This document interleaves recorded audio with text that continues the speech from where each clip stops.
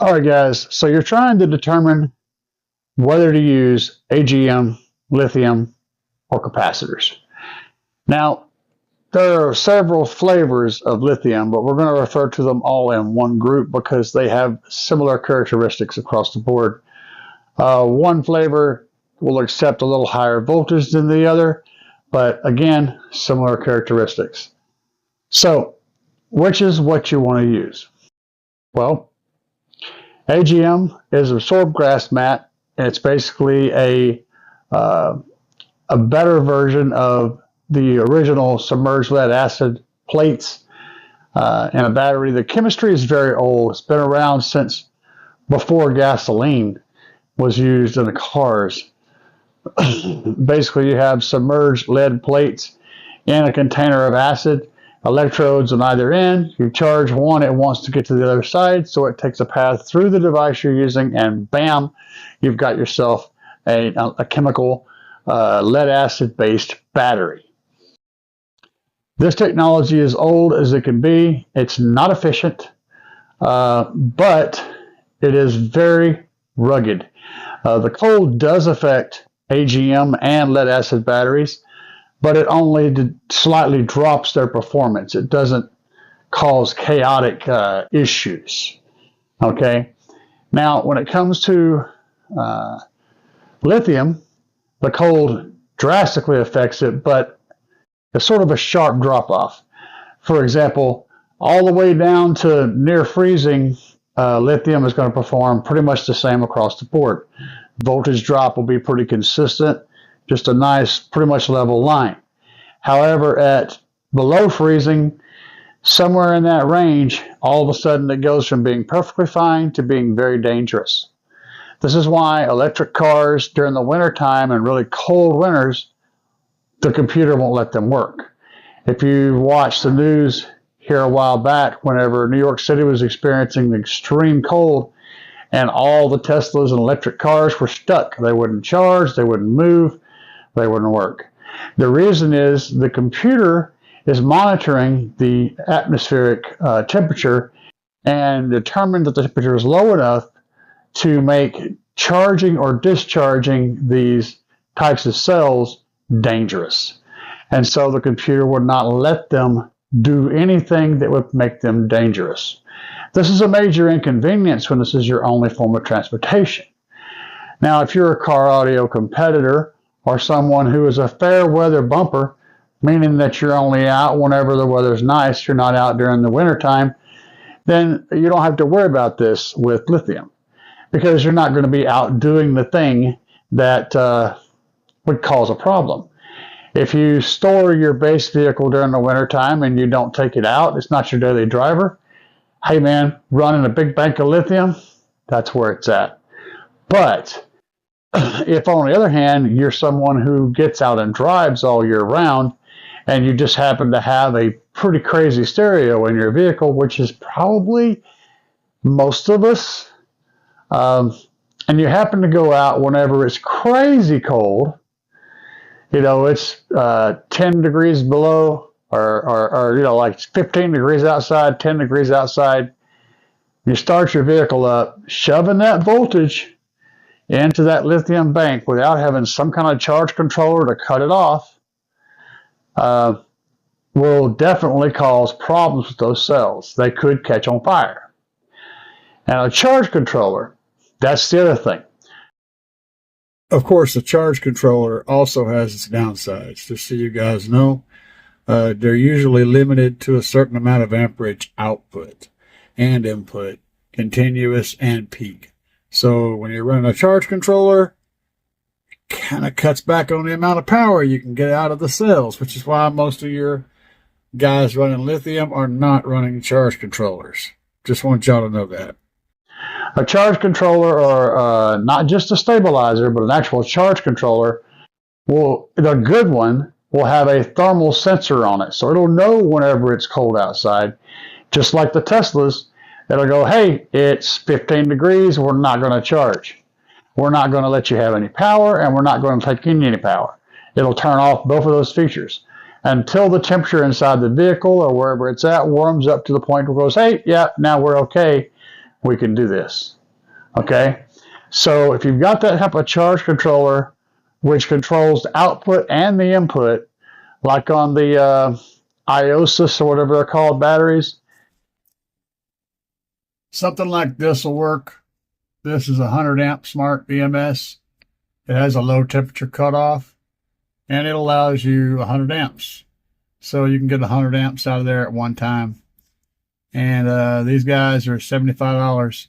So at least run something like this whenever you're running. They have some bigger ones. You got smart battery management systems. All of these is what you want. What you don't want is just a regular balancer. This is a BMS also, but it does not have a thermal cutoff, so you do not want to be running something like this. This will balance your system, but it won't cut it off whenever there's no, whenever the temperature's too low.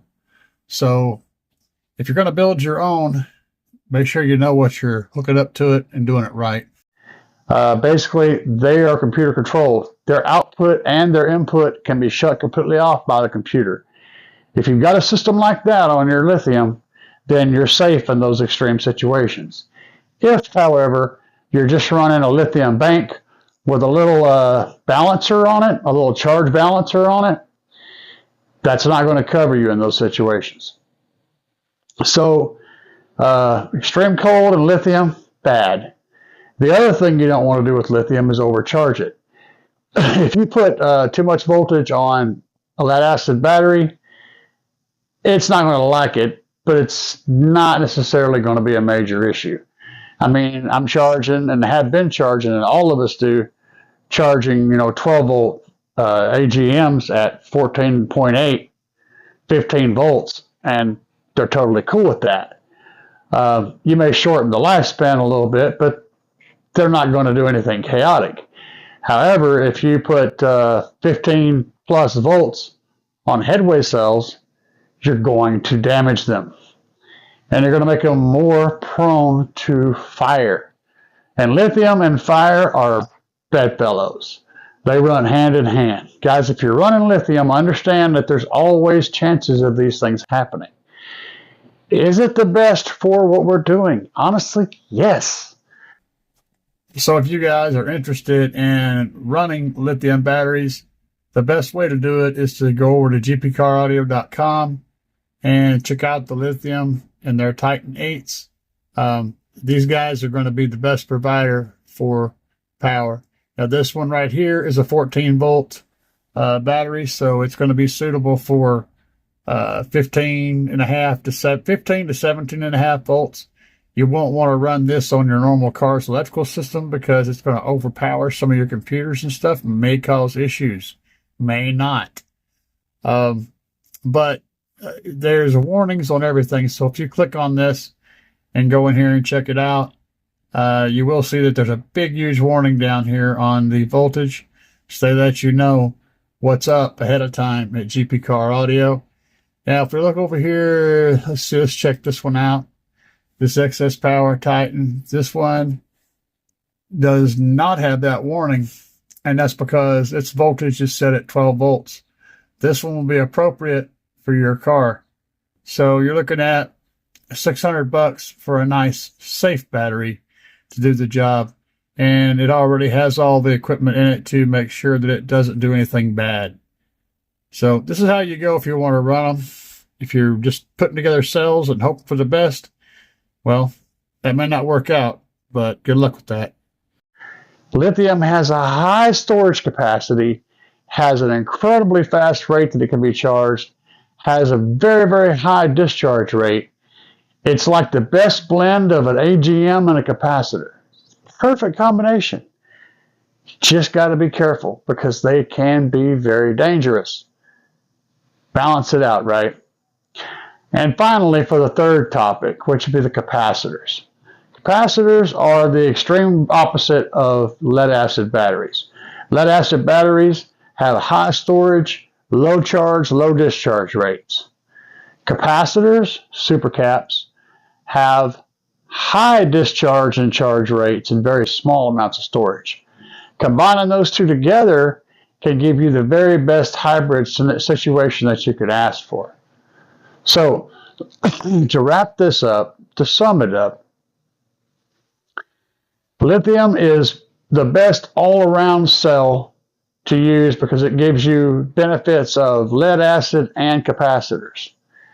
If used properly with a charge controller and a computer that monitors that battery and prevents it from being used or charged or discharged when it's cold, I mean below freezing, and prevents it from doing the same things whenever it's too hot, because it could have that situation as well. Those computers protect that. If you're running that kind of setup with the computer protected, then you've got the perfect storm, okay? But of course, it's not going to work in the wintertime. So if it's 15 degrees outside and your vehicle is just running these banks with this computer on them, the vehicle's not going to start. It just ain't going to start. The computer is going to turn that battery off, and it's not going to let it work. And if you jump start that vehicle, you're going to cause all sorts of problems. So again, shooting power into those cold batteries, and you're going to have problems. So if you'd like to drive and bump when it's really cold, lithium is not for you. If you just drive the vehicle, and that's all you've got is, well, if you can rephrase that, if you just drive the vehicle year-round and you've got lithium in that system somewhere, and you're starting it and driving it in sub-freezing weather, that's not what you want either. So if you're doing that, what you want to do is take that lithium out for the winter. Take it out, December, November, take it out. Don't put it back in until spring, to when the weather's going to be nice and warm. Put it in the house, put it places where you're happy, the lithium will be happy. Don't run it to that part of the wintertime. It's just not good for it, and it's not good for your vehicle, i.e. fire. But if you want to avoid all those issues, go with the AGM capacitor combo. Those are two very safe, very proven technologies. The only thing to remember about the capacitor is it has the ability to release pretty much all of its energy like that. And that's really good for car audio.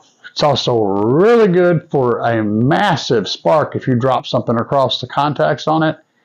If you connect those two ends together with a piece of metal, it will be violent. You'll see sparks and stars and fire and all sorts of things. If you've got a capacitor bank in your car, you want to have it thoroughly protected so that it cannot, under any circumstances, come into contact with metal in your car or with each of those posts connecting. That goes for lithium too. Both of those are capable of putting out a tremendous amount of current very, very quickly when they're dead short.